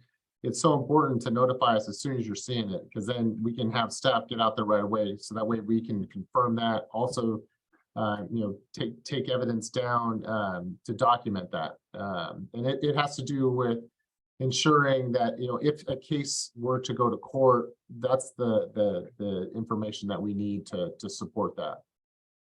So we definitely we would use it as supporting documentation, but we can't use it as like the sole piece of potentially taking enforcement action. Yeah, I think you may want to have your staff be more clear, because the way I understood it is great that you took pictures, but are not useful. And I was reporting, at the same time, the flare was up, and that was in the refinery near Lamont. And I called, and I was passing by when, it started, increasing the flares, and I took picture, very impressive picture, like as evidence. But when I called, I was told that, those would not help. I think the way you explain it, moving forward, those may help. I think that's better, but I was told that, the way I understood, is that it doesn't matter if I take pictures or not. Oh, no, it definitely does help. And a lot of times, for example, it's an illegal burn or something like that. It helps us track down where that burn is. And so then, we're able to go out to that location where you saw it, because sometimes it may have burnt down. Maybe the picture was taken the night before, and we're getting out there early the next morning. And so having that documentation to help us is very, very important. And so we definitely want people to share that information. And when it comes to stationary sources like a flare or something like that, we also look at data from the facility. And so that may also support that there was an issue that was either potentially a violation or a potential breakdown situation. And so all that information is very helpful in us conducting those investigations. Thank you so much for clarifying that, Ryan. Dylan and Cristela, looks we have another question from Cesar. Yes, hi. I know that one of the issues with making these kinds of reports is that, and one of the issues that we have had, especially at the refinery here in Lamont, is that when reports are made, by the time an inspector comes out, the event is no longer happening. And that has been the difference between like the notice of violation being able to be issued and it not being issued. Is there any requirement from the operator to film, record visible emission or use an OGI camera? Because I know that the operators are called and alerted by the air district and could do what's necessary to stop some emissions to happen by the time the inspector gets there. But is there anything that makes sure that they also begin recording evidence, because they could change their operations before an inspector gets there, especially knowing that they get, a heads up before an inspector is sent out. So how can we make sure that, if that is the difference between a notice of violation or not, how can we make sure that operators who have access to, these very expensive OGI cameras and have people on site who are trained for visible emissions evaluations, how can we get them to do that, and film it so that we can also see the opacity or Ringelmann level of the smoke that's coming out? Because I feel like that is a hole in how these are enforced, and something can be done on behalf of the accountability of the operators to make sure that there's evidence in between when something is reported and when an inspector goes out there. Yeah, one of the, thank you for sharing that, Cesar. The visible emissions is just one of the things that we look at when we investigate, flare usage. And so, there are strict requirements on when a flare can and can't be used, how much gas can be sent to the flare. The standard for this equipment, pretty much across the board, the state requirement is that they can't have visible emissions greater than 20% opacity for more than 3 minutes. And so when they first start up, there's definitely visible smoke, and usually that flare is only used in the majority of cases, flares are used for safety devices to prevent gas from going directly into the atmosphere. Not speaking to any one particular flare, but just in general terms. And so when they first start up, there is generally some level of smoke, and once it heats up and gets to the point then that smoke usually goes away. But that's just one of the pieces that we look at when we investigate that. We also look at, okay, what caused it? If it's an emergency device, was it an emergency? What were the circumstances? And so, yeah, we dive deep into that. In regards to contacting the facility, the reason why we want to do that is, if there is something that's going on that shouldn't be happening, we want them to take care of it as quickly as possible. We definitely don't want to wait to, with the idea that we're going to catch them through an opacity violation. Like if it takes us 20 minutes to get out there, to us, it's more important for the facility to be aware of the issue and take care of it to stop the smoke from happening. So it's not an attempt to avoid a violation from happening. It's more about avoiding additional pollutants from getting in the atmosphere. I mean, that's always going to be our main focus and our priority. So that's kind of when we do reach out to them, that's the reason for it. Yeah, and I definitely appreciate the priority for safety on your side. Is just on the operator side that I question their commitment for public safety. And just a real quick follow-up question on why the limit is 50,000 parts per million. So we have different levels of leaks. And so that was one of the things that we talked about at the subcommittee, was that we substantially lowered the threshold for what is considered a leak. And so the like major leak is at the 50,000 threshold, but where people have to make repairs is established at a much lower level. And so that was one of the changes in response to AB 617 and us going back and reevaluating the rules and hearing the concerns from community members about oil and gas sources, that you know, our board took action, amended our rules to substantially reduce and lower that rate at which operators have to make repairs to leaking components.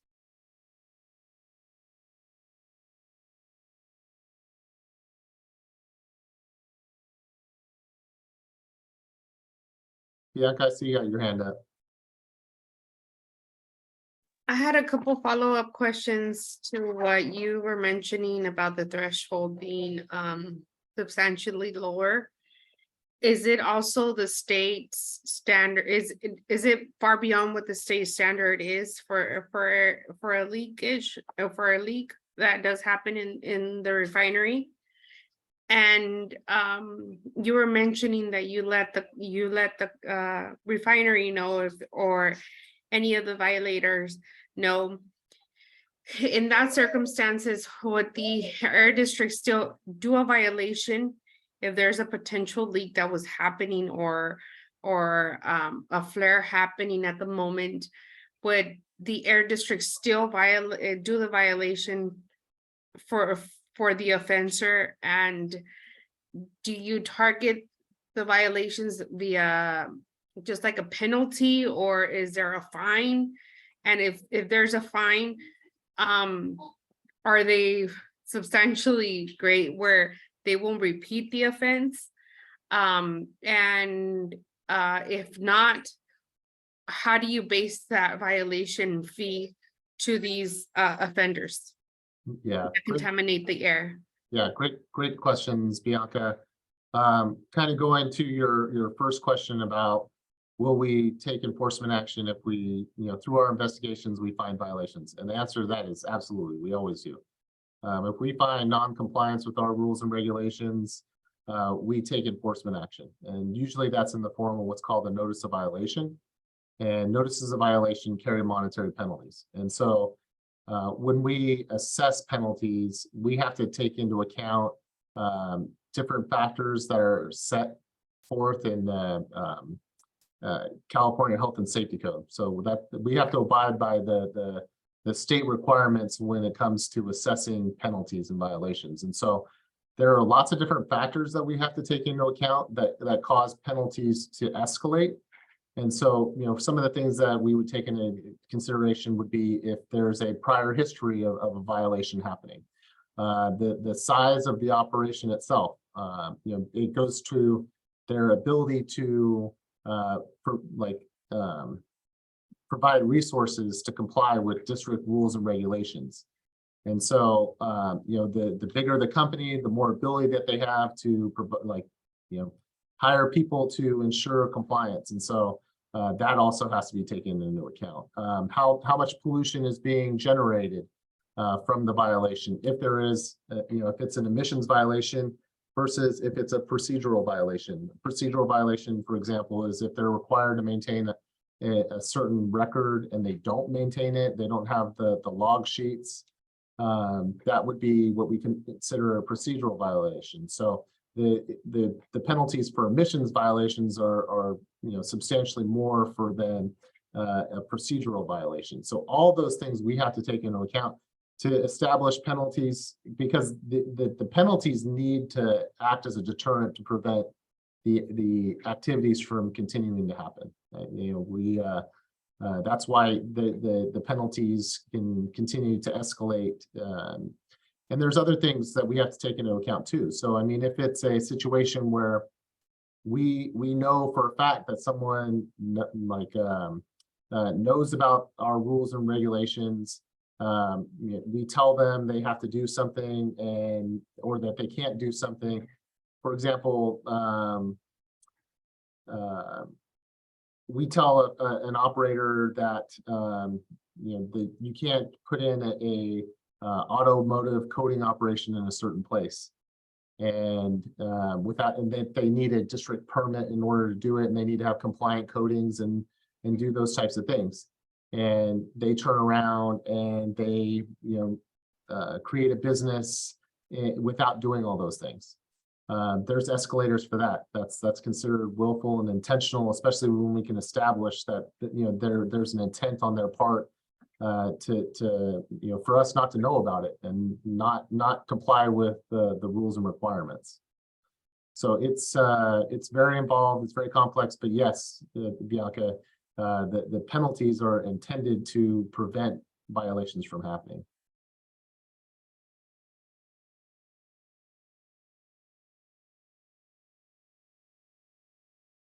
Yeah, Bianca. Do those violations go back to the community, maybe in SERP money or just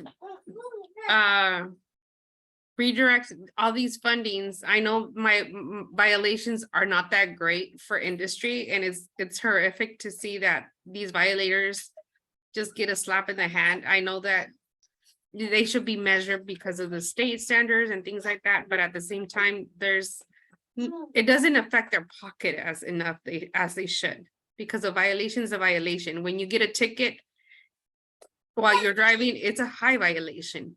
It hurts your pocket. For these industries, it's not a big deal. But my question is, does it go back to the communities? Because these are communities that are holding the burden of these health impacts and air quality that is affecting them. That's why we have the 617 in the area, because of the poor air quality that we have in the area. So my question is the air district refunding all these violations back to the community? And if so, can we have clear detail of where does it go to? Yeah, and I know this has come up in chapter as well, Bianca, and it's the same situation here that it is there. So one of the things that penalty funds come back to the district and it goes in the general fund, but it goes in the general fund to provide money for the district to be able to enforce our rules and regulations. So when you're talking about benefits to the community, those monies allow us to have inspectors out in the field doing inspections. It provides money to establish air monitoring in the communities. It allows us to have an outreach and communications department that goes out to the communities, does events, explains our rules and regulation. It provides incentive funds, for different programs the district runs. So it absolutely, the penalty monies do come back to the communities. But it's in the general fund for the district. We're talking about 617 communities that are in burden already. These are communities that the state classified them as a bad air quality in the area. What my question is, if not being redirected back to the communities, why is the air district not doing that? If this is a community that's already holding the backburn of these industry, like the refineries that have been repeated offenders to the point that they have to monitor the air quality in the area because of the offenses that they've done in the past. So my question is the district considering that? Because that is concerning for public health, especially because there's also a school nearby. There's a community like Hilltop. Sorry, my kid is screaming in the background. But there's community out there. There's people living in the area, and instead of incentivizing the community of seeing these changes or even reporting the polluters that are affecting the area. So that's just my question that I have and my concern. Yeah. Well, and that was one of the reasons why the district supported Arvin Lamont being selected for AB 617.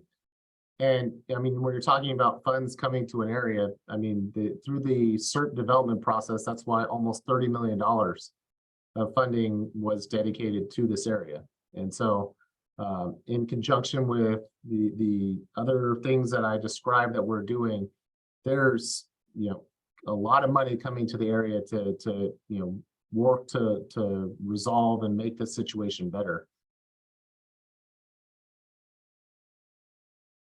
I think we're looking back to, well, I'm looking at the air district and seeing what else you guys could do, because when we were looking at some of the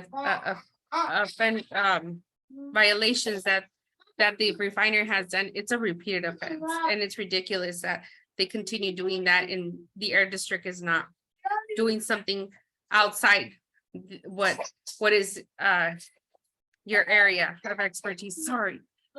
Bianca, this is Amy. Thank you so much for your comments. I'm looking at the clock and I don't mean to cut you off at all, but it sounds like this is a topic that you all would like to continue to talk about. And I'm wondering if this is something that we can bring back to a future meeting as a potential follow-up to enforcement. And so that we can have more ample time to discuss these things. I'm hearing a lot of answers from the air district, a lot of clarification and follow-up. So it sounds like maybe that is one action item to include, in addition to also hearing the need to bring back more space to continue having CERF updates at our next meeting. So with that said, I want to take a moment to thank Dylan and Cristela for joining us tonight. We really appreciate you coming tonight and providing a comprehensive update on enforcement. I know this particular CSC has been asking a lot of questions about enforcement, and you all, I know you went over a lot of information really quickly. Do appreciate you being able to cover so much information. If it's all right with you, we'd love to invite you to come back. I think when the CSC has their agenda setting meeting, there might be a request to have you back with more content and more information, given that this was such a popular topic. And thank you so much, Janine, for your comments as well and your presentation. It sounds like we'll definitely be talking about heavy duty trucks. Follow-up questions at our next meeting. Looking at the time, we're a minute over. So that means that we will be pivoting to having our standing updates be sent to you via email. So do please expect to have a follow-up email likely coming from the air district that will have some updates regarding the air monitors in the Arvin Lamont area.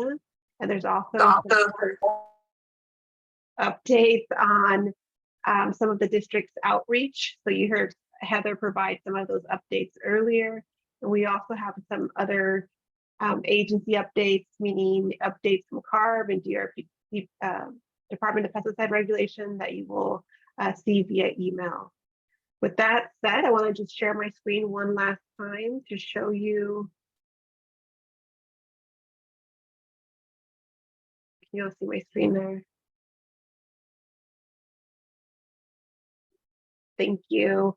That our next agenda setting meeting is scheduled for September 7th at 4 o'clock via Zoom. So if you're interested in contributing to this discussion and really talking about some of these agenda items that need to come back for the next meeting, please do plan to attend. In addition to that, there will be another pesticide subcommittee meeting. Appreciate DPR being there and having all of you present to provide a very rich discussion, which will be held on September 26th. That also will be via Zoom. And our next actual CSC meeting is scheduled for September 27th at 5 o'clock via Zoom. With that said, I know we did hear from some folks in some of the other agenda items, but want to make sure that we do provide space for any general comments from the public or from the CSC. If you have other questions that you want to ask at this time, now is your time. I'm also checking the YouTube live feed to see if we have any questions, and I'm not seeing any questions on our live stream feed.